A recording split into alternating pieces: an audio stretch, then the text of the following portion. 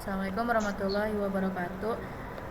Perkenalkan, kami dari kelompok 9 ingin mempresentasikan mekanika fluida konsep tensor. Di sini kelompok 9 ada saya sendiri, Prameswari Dularasati. Saya Ahmad Budi Wicaksana Haren Putra. Saya Fadilah Fajar. Saya Muhammad Asgari Bawa NIM 39. Jadi langsung aja. Di sini daftar isi ada pengantar tensor dalam mekanika fluida, tensor tegangan dalam mekanika fluida, analisis dan operasi tensor, aplikasi tensor dalam mekanika fluida. Jadi part 1 ada pengantar tensor dalam mekanika fluida. Definisi tensor. 1. Alat matematika. Tensor adalah alat matematika yang memperluas konsep skalar dan vektor, mampu mempresentasikan besaran dalam berbagai dimensi secara lebih kompleks. 2. Notasi umum. Tensor dapat dinyatakan dalam bentuk matriks atau indeks untuk menunjukkan hubungan antara komponen dalam ruang 3 dimensi. 3. Contoh aplikasi. Digunakan untuk mempresentasikan sifat fisika seperti tegangan, deformasi, konduktivitas, dan viskositas dalam analisis fluida.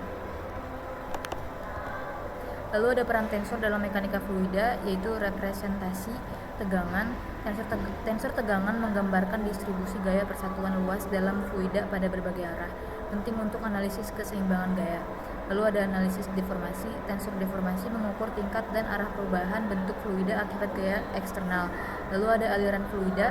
Tensor kecepatan digunakan untuk menunjukkan gradien kecepatan dalam fluida, bermanfaat untuk memodelkan pola aliran. Lalu ada interpretasi fisik, hubungan gaya dan gerakan.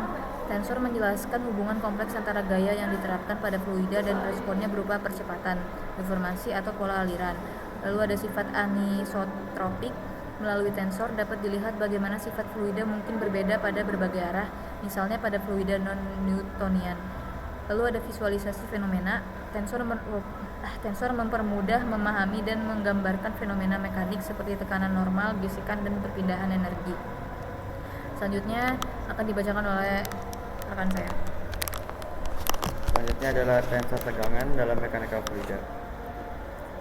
Yang pertama itu ada komponen tensor, terbagi menjadi 3, yaitu ada tegangan normal, yang dimana komponen tegangan yang bekerja tegak lurus terhadap permukaan, mempresentasikan tekanan dari fluida pada suatu titik tertentu.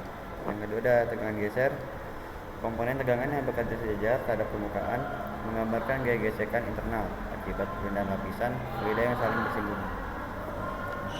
Selanjutnya ada hubungan spasial. Komponen ini biasa dikomposisi di sepanjang titik sumbu Cartesian, baik Y dan Z, untuk analisis yang lebih menyeluruh.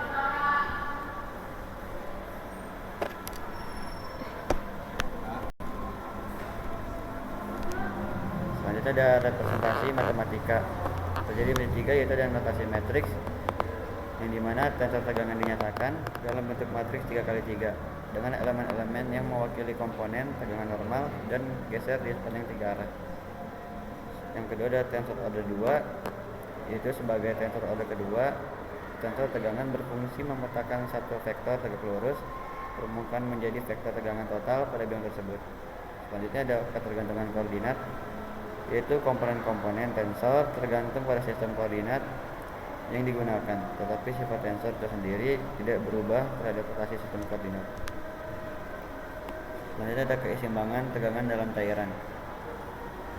Yang pertama ada hukum keseimbangan, yang dimana dalam kondisi statis atau dinamis, jumlah total gaya pada setiap volume kontrol fluida harus seimbang, yang berarti tensor tegangan harus mematuhi hukum gerak Newton. Yang kedua ada interaksi mikroskopik. Tensor tegangan menggambarkan bagaimana gaya-gaya mikroskopik di dalam fluida bekerja sehingga menghasilkan distribusi tekanan dan tegangan di seluruh volume. Selanjutnya ada dampak dinamika fluida, yang dimana perubahan dalam tensor tegangan menunjukkan perubahan kecepatan dan pola aliran fluida yang penting untuk analisis dinamika seperti turbulensi atau aliran viskos. Selanjutnya part 3 akan dijelaskan oleh rekan saya. Bagian 3, analisis dan operasi tensor. Transformasi koordinat berarti mengubah representasi tensor di antara sistem koordinat yang berbeda, seperti Cartesian, silinder, atau sferis, atau kebutuhan analisis fluida. Komponen tensor berubah secara spesifik dengan aturan transformasi, memastikan sifat tensor tetap konsisten dalam semua sistem koordinat. Transformasi ini penting untuk menganalisis aliran fluida kompleks, misalnya di sekitar permukaan bulat atau pipa atau bola. Operasi tensor yang pertama ada penjumlahan tensor. Operasi penjumlahan diterapkan pada tensor berdimensi sama untuk menghasilkan tensor baru yang komponen-komponennya dijumlahkan secara elementer. Yang kedua, perkalian tensor. Tensor dapat dikalikan menggunakan produk langsung atau produk titik untuk menghasilkan hasil yang relevan dalam dinamika fluida. Yang ketiga, kontraksi tensor. Proses ini mengurangi tingkat tensor dengan menjumlahkan komponen melintasi indeks tertentu, menghasilkan informasi yang lebih spesifik, misalnya tekanan isotropik dalam fluida. Penerapan hukum viskositas Newton. Tegangan fluida menggunakan tensor tegangan. Hukum Newton menjelaskan hubungan gaya viskos dengan laju perubahan deformasi di dalam fluida. Kedua, tensor regangan. Tensor ini mengukur deformasi elemen fluida selama aliran dengan komponen yang menggambarkan perubahan panjang dan sudut. Ketiga, pendekatan isotropik. Dalam fluida Newtonian, viskositas konstan memastikan hubungan linear antara tegangan dan regangan sesuai dengan prinsip tensor ini. Yang keempat, aplikasi tensor dalam mekanika fluida yang akan dibacakan oleh Askar.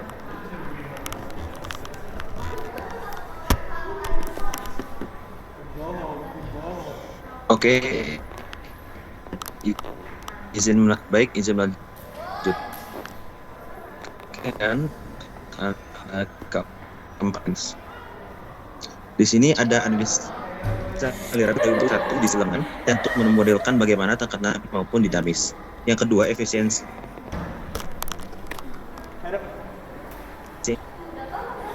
aliran, memetakan distribusi tegangan. Yang ketiga, desain material, analisis dengan tensor dapat mengoptimalkan bahan pipa, mengurangi risiko keausan dan deformasi akibat tekanan tinggi. Oke, next. Selanjutnya adalah ada analisis aliran laminar dan turbulen. Yang pertama, profil kecepatan, itu tensor memberikan gambaran struktural tentang distribusi kecepatan dalam aliran laminar yang terorganisir maupun turbulen yang kacau. Yang kedua, interaksi lapisan fluida, itu tensor memungkinkan pendidikan gesekan di antara lapisan fluida pada aliran laminar serta peristiwa pencampuran pada aliran turbulen. Transisi aliran. Dengan menggunakan tensor, teknisi dapat mempelajari dan memprediksi kondisi di mana aliran berubah dari laminar ke turbulen. Oke, next. Selanjutnya ada dampak gaya dan permukaan fluida. Di sini ada arah gayanya, yaitu tensor memungkinkan analisis arah dan besar gaya yang diterapkan pada permukaan fluida dalam berbagai kondisi eksternal seperti gravitasi dan gayakan. Ada interaksi fluida di permukaannya. Penggunaan tensor tegangan membantu menjelaskan deformasi atau bahan bentuk fluida saat berinteraksi dengan wadah atau hambatan. Ada stabilitas permukaan. Tensor dapat digunakan untuk memahami keseimbangan tekanan di berbagai titik pada suatu permukaan fluida yang terpenting dalam aplikasi seperti tangki bahan bakar atau kolam.